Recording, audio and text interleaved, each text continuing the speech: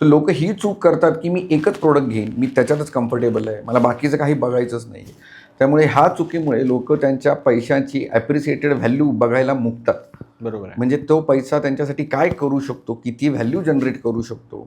महागाई हा एक खूप मोठा शब्द मिस करतात लोक, इन्फ्लेशन त्याला म्हणतात, की हे शब्द ते लोक कन्सिडरच करत नाहीत इन्व्हेस्टमेंट करताना. बरोबर. त्या हे शब्द त्यांच्या इन्व्हेस्टमेंटला, त्यांच्या पैशाच्या व्हॅल्यूला किती कमी करतायत हे त्यांच्या लक्षात येत नाही आहे. ओके. ह्या एका प्रॉब्लेममुळे आमचा रोल खूप इम्पॉर्टंट होतो.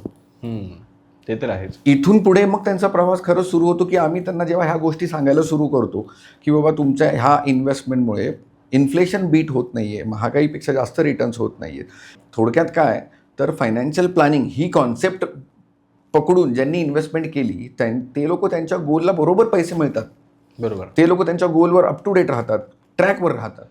जे लोक फायनान्शियल प्लॅनिंग न करता नुसते प्रोडक्ट घेतात ते कुठेतरी अडकले जातात, किंवा आज गरज आहे 2 वर्षांनी पैसे मिळणार आहेत, आज गरज होती आणि 2-3 वर्षापूर्वीच पैसे मिळाले आणि आता ते पैसे संपले, असं काहीतरी होतं.